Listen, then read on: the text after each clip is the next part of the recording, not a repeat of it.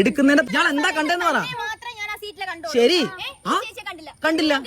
ശരി, ഞാനും എന്റെ ഭാര്യയും കൂടെ ഇവിടെ ഇന്ന് ഹോസ്പിറ്റലിൽ പോയിട്ട് BP ലോ ആയിട്ട് ഞാൻ ഇവിടെ കൊണ്ടുവന്ന് വണ്ടി ഒതുക്കി, ഇവിടെ കൊണ്ടുവന്ന് വണ്ടി ഒതുക്കി. ദൈവമേ, സദാചാരം. ഇപ്പൊ പെണ്ണുങ്ങളും തുടങ്ങിയോടെ സദാചാരം കളിക്കാൻ വേണ്ടിയിട്ട്. അതും ചെറിയൊരു കൊച്ചാണ്, ഈ പ്രായത്തിലേ തുടങ്ങി സദാചാര ചിന്താഗതികളൊക്കെ തന്നെ. അപ്പൊ ആ കുട്ടിയുടെ മൈൻഡ് സെറ്റ് എത്രത്തോളം ഡെവലപ്പ് ആയിട്ടുണ്ടാകും നിങ്ങളൊന്ന് ആലോചിച്ച് നോക്കിക്കേ. നോർമലി നമ്മൾ വിചാരിച്ചിരുന്നത് ഈ ഒരു ജനറേഷനോട് കൂടിയിട്ട് ഈ സദാചാരം എന്ന് പറയുന്ന സാധനമേ ഈ നാട്ടിൽ നിന്ന് തുടച്ചു നീക്കപ്പെടുമെന്നാണ്. ഇപ്പോഴത്തെ പുതിയ ജനറേഷനിൽ ഉൾപ്പെടുന്ന ഒരു പെൺകുട്ടിയാണ്.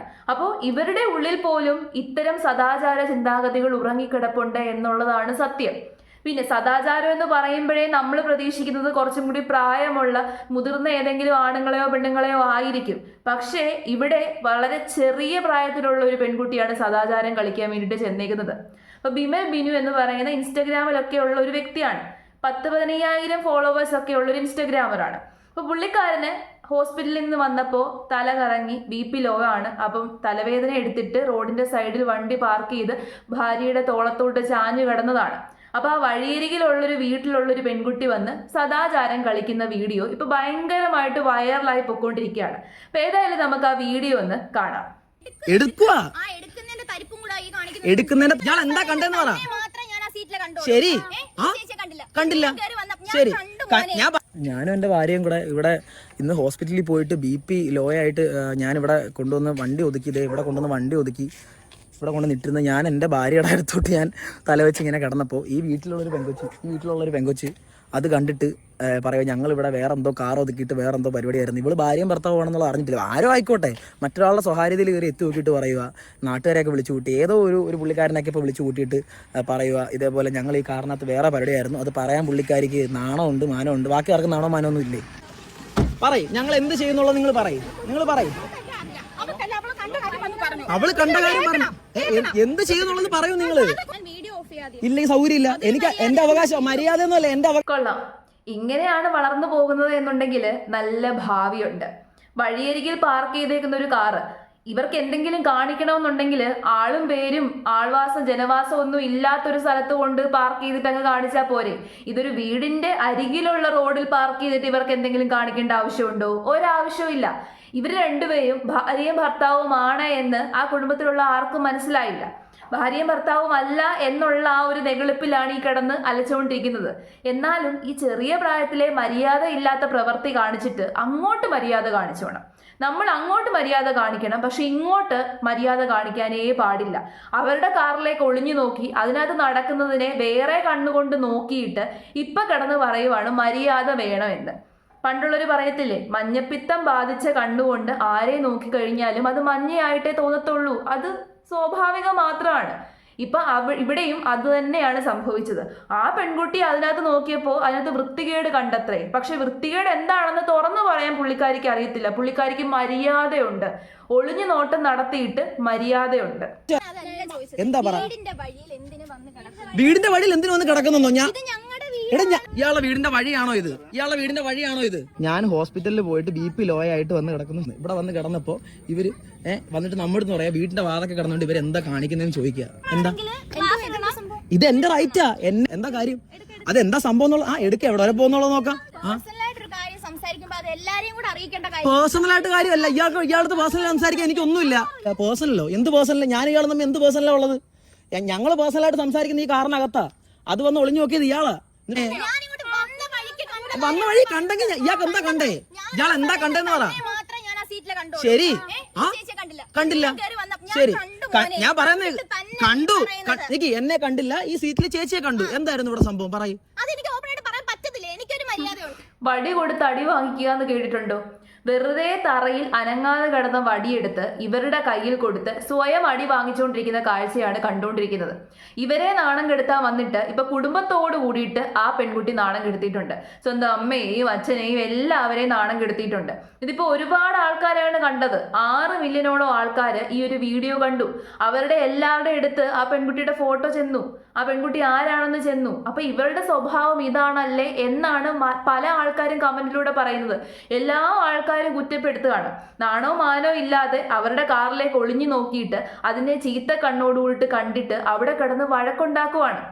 വേണമെന്നുണ്ടെങ്കിൽ മര്യാദയ്ക്ക് ചോദിക്കാം, എന്തിനാണ് ഇവിടെ കാറ് പാർക്ക് ചെയ്തിട്ടേക്കുന്നത്, എന്താണ് സംഭവം. അതൊന്നും ചെയ്യാതെ അവിടെ കിടന്ന് അലച്ച് വിളിച്ച് വഴക്കുണ്ടാക്കി വേറൊരാളെയും കൂടി വിളിച്ചു കൂട്ടി ആകെ പ്രശ്നം ഉണ്ടാക്കി. അവസാനം ഇവര് വീഡിയോ എടുത്തപ്പോൾ മര്യാദ കാണിച്ചോണം. പേഴ്സണലായിട്ടാണ് അത്രയും സംസാരിക്കുന്നത്. പേഴ്സണലായിട്ടാണ് സംസാരിക്കുന്നുണ്ടെങ്കിൽ മര്യാദയ്ക്ക് അവരോട് കാര്യങ്ങൾ ചെന്ന് ചോദിക്കുക, എന്തിനാണ് ഇവിടെ നിർത്തിയേക്കുന്നത്, എന്താണ് കാര്യം. അപ്പൊ പറയുമല്ലോ. നമ്മളിപ്പോ റോഡരികിൽ വണ്ടി നിർത്തി പാർക്ക് ചെയ്തു, അസ്വാഭാവികത നമുക്ക് തോന്നിക്കഴിഞ്ഞാൽ നമുക്ക് പോയി ചോദിക്കാം, എന്താണ് സംഭവം, എന്തിനാണ് ഇവിടെ നിർത്തിയിട്ടേക്കുന്നത്. അതൊക്കെ ചോദിക്കാനുള്ള റൈറ്റ് അവകാശം നമുക്കുണ്ട്. അത് മാന്യമായിട്ട് ചോദിക്കാം, അങ്ങോട്ട് റെസ്പെക്ട് കൊടുത്ത് മാന്യമായിട്ട് ചോദിക്കുക. അപ്പൊ തിരിച്ചു അവര് മാന്യമായിട്ട് മറുപടി പറഞ്ഞേനേലോ, ഇതുപോലെ ഹോസ്പിറ്റലിൽ പോയിട്ട് വന്നതാണ്, BP ലോ ആണ്, അതാണ് സംഭവം എന്നുള്ളതെല്ലാം പറഞ്ഞേനേലോ. പക്ഷെ ഇവിടെ അതൊന്നും അല്ല സദാചാരം. ഈ സദാചാരം എന്ന് പറയുന്നത് കേൾക്കുമ്പോൾ തന്നെ നമ്മുടെ കാലിന്റെ പെരുവിരലിൽ നിന്നൊരു തരിപ്പം കൊണ്ട് കയറി വരും. ഒരു കാര്യവുമില്ലാതെ ഒരു പണിയും ഇല്ലാതെ നടക്കുന്നവരാണ് ഈ സദാചാരം കളിച്ചുകൊണ്ട് നടക്കുന്നത്. ഈ പെൺകുട്ടിക്ക് ഇതിന്റെ ആവശ്യം വല്ലതും ഉണ്ടോ? ഒന്നുമില്ല, വെറുതെ ആളാവാൻ നോക്കിയതാണ്. എന്നെ കണ്ടില്ല, ഈ സീറ്റിൽ ചേച്ചിയെ കണ്ടു. എന്തായിരുന്നു ഇവിടെ സംഭവം? പറയും. ഇയാള് പറയുന്നില്ല എന്താ സംഭവം എന്നുള്ളത്. പൊതുസ്ഥലത്ത് വെച്ചിട്ട് കാണിക്കാൻ കൊള്ളാത്തതോ? എന്ത് കഷ്ടം. എന്തിനങ്ങോട്ട് മാറണം, എന്തിനങ്ങോട്ട് മാറണം? നിങ്ങൾ രണ്ടുപേരോട് അങ്ങോട്ട് നോക്കി തുറച്ചു നോക്കുന്നത്. ഇത് നമ്മൾ വെയിറ്റ് ചെയ്തിരിക്കുക. നിങ്ങൾ എപ്പോ അത് തന്നെ. പിന്നെ ഞങ്ങൾ എന്തെങ്കിലും പേടിച്ച് വണ്ടി മാറ്റിയിടണം? നിങ്ങൾ പറഞ്ഞാൽ ഒരു പോയിന്റും ഇല്ല. നിങ്ങൾ അല്ലെങ്കിൽ തെളിച്ച് പറയണം എന്ത് മോശമായ പ്രവൃത്തി ഇതിൽ കണ്ടു. എടുക്കുക, എടുക്കുന്നതിന്റെ തരിപ്പ് തന്നെയാ. ഇപ്പൊ സമയം നോക്കിയോ, സമയം എന്തായാലും വേറെ എഴുതാൻ പറ്റത്തില്ലല്ലോ. ഇവനിങ്ങനെ ആവശ്യമില്ലാത്ത കാര്യത്തിൽ കയറി ഇടപെടാൻ എടുക്കാൻ ഒരു കാര്യമില്ല. കണ്ടേ, പകുതി റോഡിലാണ് കിടക്കുന്നത്, ബാക്കി റോഡ് സൈഡിലും. അവരുടെ വീട്ടിലോട്ട് ചേർത്തോ അല്ലെങ്കിൽ വഴിയിലോട്ട് കയറ്റിയോ ഒന്നും അല്ല ഇട്ടേക്കുന്നത്. റെസ്റ്റ് എടുക്കണമെന്നുണ്ടെങ്കിൽ വഴി തന്നെ റെസ്റ്റ് എടുക്കണം. തലവേദന എടുത്തോണ്ട് വണ്ടി ഓടിക്കാൻ പറ്റത്തില്ല. വന്ന് ചോദിച്ചില്ല എന്റെ വണ്ടി ഇവിടെ ഇടുന്നത്, മാനിയോട് ചോദിക്കാം, കാര്യം ഞങ്ങൾ പറഞ്ഞേനെ. അതായത് അവർ ചോദിച്ചിട്ടില്ല. അവരെല്ലാം റൂഡായിട്ട് തന്നെ സംസാരിച്ചത്. ഞങ്ങൾക്ക് ബോധ്യപ്പെടുത്തേണ്ട കാര്യമില്ല. കേട്ടല്ലോ. വണ്ടി വിട്ടേക്കും. ഇല്ല, വണ്ടി വിട്ടേക്കും. അവള് ആരെന്ന് വെച്ച് കഴിഞ്ഞാൽ വിളിക്കട്ടെ, അടുത്ത ആളെ വിളിക്കട്ടെ. പെങ്കൊച്ച് വന്ന് നമ്മുടെ അടുത്ത് മാപ്പ് പറയാത്ത പക്ഷം വണ്ടി വിട്ടേക്കും. എല്ലാം എന്ത് കണ്ടു കഴിഞ്ഞാലും മറ്റേ കണ്ടില്ല എല്ലാവരും കാണത്തുള്ളൂ. ഇവർ ഈ നമ്പരൊക്കെ വീഡിയോ എടുത്ത് വെച്ച് വീട്ടിലായാലും അല്ലെങ്കിൽ നാട്ടിലായാലും അല്ലെങ്കിൽ എൻ്റെ ബന്ധുക്കളോ അല്ലെങ്കിൽ എൻ്റെ ആൾക്കാരോ ഒക്കെ ഇത് കേട്ട് കഴിഞ്ഞാൽ വേറെ എന്താ വിചാരിക്കും, എന്നെ അറിയാവുന്നവർ കേട്ട് കഴിഞ്ഞാൽ എന്താ വിചാരിക്കും, ഞാൻ ഇവിടെ ഈ കാറും കൊണ്ടിട്ടിട്ട് വേറെ പരിപാടിയാന്നുള്ളത് വിചാരിക്കും. ആ പെൺകുട്ടി വിളിച്ചറിയിച്ചത് പ്രകാരം ഷോ കാണിക്കാൻ വേണ്ടിയിട്ട് വന്ന വ്യക്തിയാണ് വായിൽ പഴം വിഴുങ്ങിയതുപോലെ മിണ്ടാതെ അവിടെ നിൽക്കുന്നത്. അയാൾക്ക് മിണ്ടാനൊന്നുമില്ല.